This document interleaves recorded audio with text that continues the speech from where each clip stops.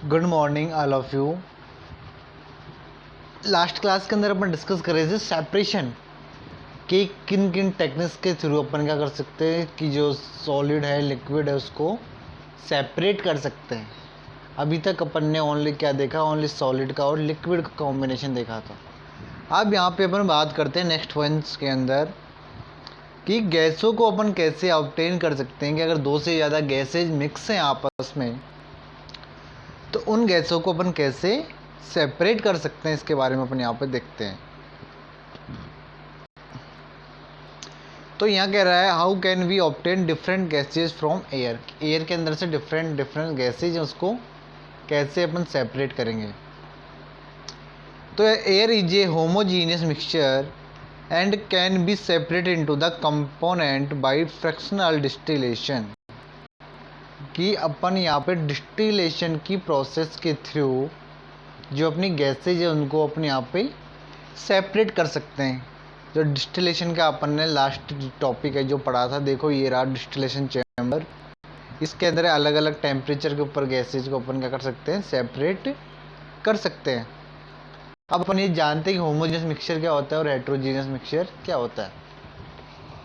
Homogeneous वो mixture होते हैं जिसके अंदर क्या है कि सॉल्यूट एंड सॉल्वेंट आपस में क्या होते हैं, मिक्स होते हैं। तो ये अपन यहाँ पे पढ़ रहे हैं, तो इसके लिए वो डायग्राम दे रखा है। तो इसके अंदर क्या है कि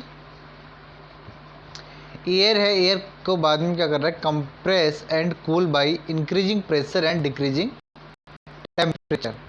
कि एयर को अगर अपन कंप्रेस करेंगे उसका टेम्परेचर डाउन कर देंगे तो वो किस फॉर्म में आ जाएगी, गैस से लिक्विड फॉर्म के अंदर आ जाएगी। And allowed to warm up slowly in fractional distillation column. और गैस को क्या करेंगे, जो अपना डिस्टिलेशन का जो चैम्बर उसके अंदर क्या करेंगे, डिस्टिलेशन करेंगे और उसको धीरे धीरे गर्म करेंगे। तो अपन क्या देखते हैं, gases get separated at different height. कि अलग अलग टेम्परेचर के ऊपर जो गैसेज हैं वो क्या हो जाती हैं, सेपरेट होने लग जाती हैं। तो अपन को दे रखा है कि ऑक्सीजन है, आर्गन है और नाइट्रोजन है, तीन अलग अलग गैस हैं जिसको अपन ने क्या कर रखा है, एयर के अंदर वो मिक्स हैं। अब उनको यहाँ पे अपन सेपरेट आउट कर रहे हैं। तो उसके लिए क्या करते हैं कि उसका टेम्परेचर को चेंज करते रहेंगे, वेरी करेंगे। तो जो बॉइलिंग पॉइंट होता है ऑक्सीजन का होता है वो -183 होता है, ऑर्गन का 86 होता है, नाइट्रोजन का 196 होता है। तो इस सेपरेशन के अलग अलग टेम्परेचर के ऊपर अपन जिस टेम्परेचर पे, जैसे कि मान लेते हैं -180 डिग्री टेम्परेचर है जिसका बॉइलिंग पॉइंट है किसका, ऑक्सीजन का।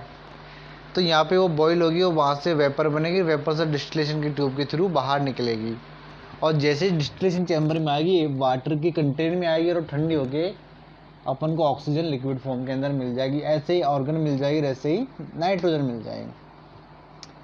तो यहाँ पे दे रखा है if we want oxygen gas from air we have to separate out all the other gases present in the air.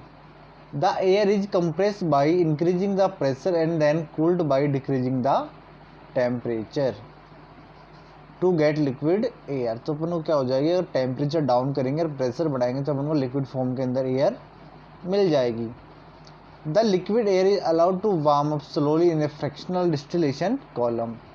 अब इसको अपन क्या करेंगे, जो अपने पास फ्रैक्शनल डिस्टिलेशन कॉलम है उसके अंदर इसको गर्म करेंगे। Where gases get separated at different height depending upon the boiling point। कि सबका जो अलग अलग गैसेज होते हैं उसका सबका बॉइलिंग पॉइंट क्या होता है, अलग अलग होता है कि कौन से बॉइलिंग पॉइंट में कौन सी गैस बॉईल होगी। ठीक है। अब इसको ये देखो, एक अपना चैम्बर बना रखा है, इसके अंदर देखो यहाँ पे गैसेज वगैरह हैं। तो वहाँ पे ये वाटर का आउटलेट है, ये सेपरेटर है, ये नाइट्रोजन का, ऑर्गन का, ये सबका क्या है, अलग अलग टेम्परेचर के ऊपर इसको सेट कर रखा है। अब इसके बाद में आता है नेक्स्ट टॉपिक आता है अपना how can we obtain pure copper sulphate from. एक इम्प्योर सैंपल से क्या करेंगे अपन, कॉपर सल्फेट का सॉल्यूशन का निकालना है। तो इसके लिए कौन सा मेथड यूज करेंगे अपन, इसके लिए करेंगे क्रिस्टलाइजेशन मेथड।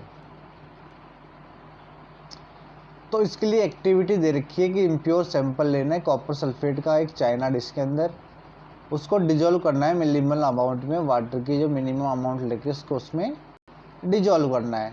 उसके बाद में इसको फिल्टर करना है, उसके अंदर इम्प्योरिटी को बाहर निकाल देना फिल्टर करके, फिर evaporate water from the copper sulphate solution so as to get a standard solution. तो कॉपर सल्फेट का अपन क्या है कि स्टैंडर्ड सॉल्यूशन बन जाएगा।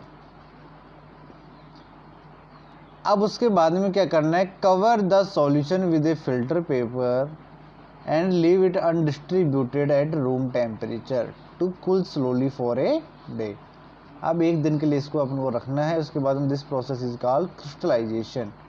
जो अपन इस तरीके की जो प्रोसेस होगी वो क्रिस्टलाइजेशन कहलाएगी, जिससे अपन कॉपर सल्फेट के क्रिस्टल मिल जाएंगे और जो अपनी इम्प्योरिटी है वो नीचे रह जाएगी।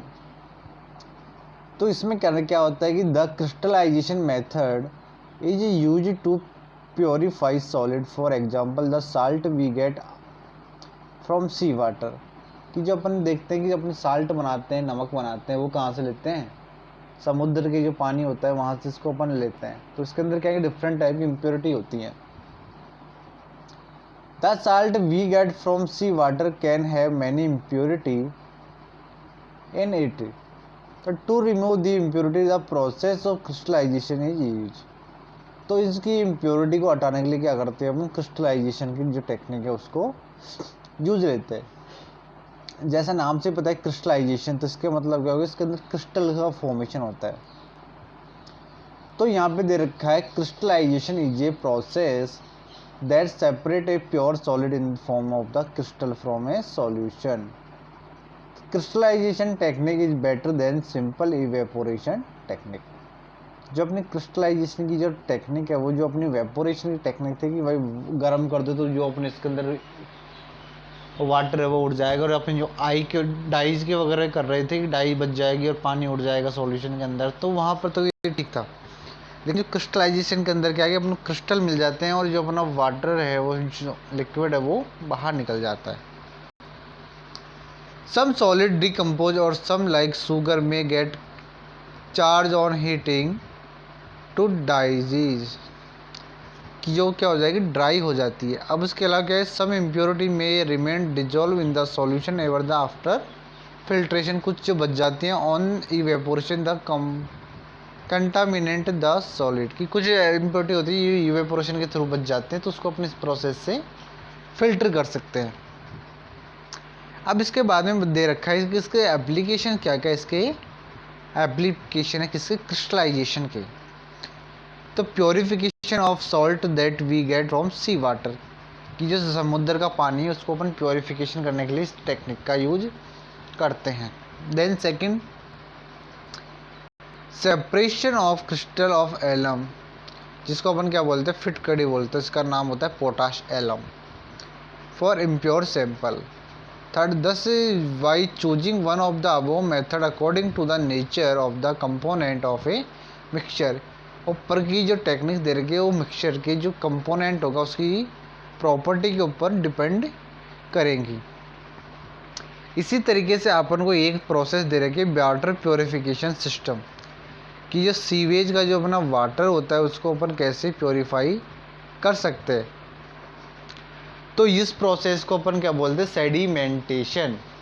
कि सेडिमेंटेशन की प्रोसेस के थ्रू क्या कर सकते हैं अपन, जो अपना सीवेज का पानी है उसको प्योरीफाई कर सकते हैं। ये देखो यहाँ पे दे रखा है कि इसको बड़े बड़े जो टैंक दे रखे हैं सेडिमेंटेशन, उसके अंदर इसको अपन क्या कर सकते हैं, प्योरीफाई कर सकते हैं।